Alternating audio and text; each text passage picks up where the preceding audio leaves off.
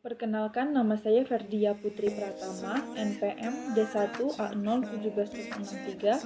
Di sini saya akan menjelaskan materi tentang SWOT dalam mata kuliah analisis kebijakan pembangunan.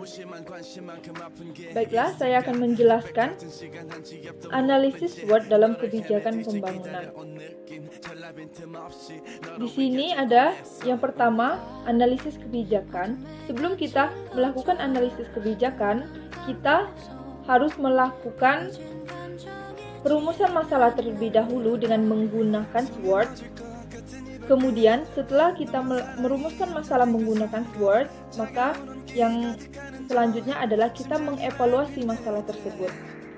Yang selanjutnya adalah siklus kebijakan publik menurut William and Dunn tahun 1994. Yang dimana yang pertama adalah merumuskan masalah, yang kedua adalah forecasting atau peramalan, yang ketiga merekomendasikan kebijakan, yang keempat memonitoring kebijakan, dan yang terakhir adalah mengevaluasi kebijakan tersebut.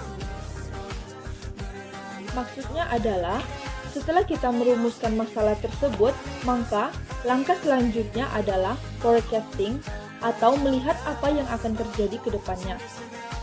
Setelah itu, kita merekomendasikan kebijakan atau bisa kita katakan dengan memberikan saran atau masukan pada kebijakan tersebut. Kemudian, kita melakukan monitoring atau memantau proses kebijakan yang sedang kita laksanakan saat ini. Dan yang terakhir adalah mengevaluasi. Di sini, kita mengevaluasi jika ada hal yang tidak diinginkan pada kebijakan tersebut atau ada kegiatan yang gagal pada saat proses tersebut berlangsung. Yang selanjutnya adalah analisis SWOT. Analisis SWOT ada beberapa bagian, yaitu strength, kekuatan, weakness, kelemahan, opportunity, kesempatan, dan threat adalah ancaman.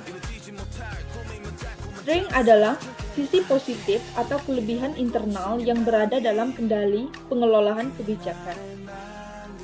Sedangkan weakness adalah kebalikan dari strength, yaitu sisi negatif yang menjadi kekurangan atau dapat mengurangi kekuatan.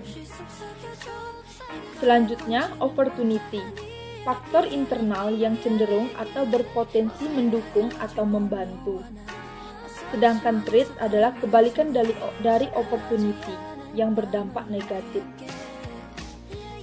Baiklah, di sini saya akan memberikan satu contoh, yaitu masalah COVID-19 yang saat ini sedang booming-boomingnya terjadi di berbagai negara, terutama negara kita, yaitu negara Indonesia. Ada beberapa hal yang akan kita lakukan dalam menangani masalah COVID-19 ini dengan menggunakan analisis SWOT. Yang pertama, kita akan mencari kekuatan dalam menangani COVID-19 ini. Kedua, kita akan mencari kelemahannya. Dan ketiga, kita akan mencari kesempatan.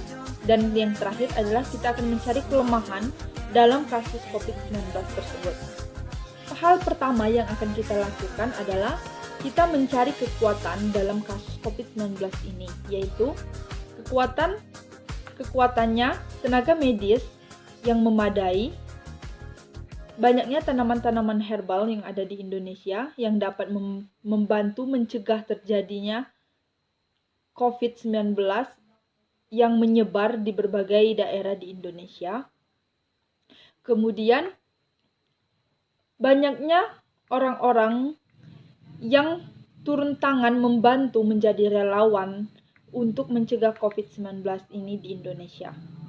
Kemudian kelemahannya adalah banyak orang yang tidak mematuhi peraturan. Contohnya, pemerintah menganjurkan untuk tetap di rumah agar tidak terjadi penyebaran virus corona lebih parah lagi. Sedangkan warga Indonesia tidak menaati peraturan tersebut, melainkan mereka masih keluar rumah tanpa menggunakan masker. Kemudian kesempatan. Kesempatan di sini banyak orang dalam negeri maupun di luar negeri yang memberi bantuan kepada negara kita dalam kasus COVID-19 ini. Ancaman yang akan datang adalah kemiskinan semakin meningkat di negara kita.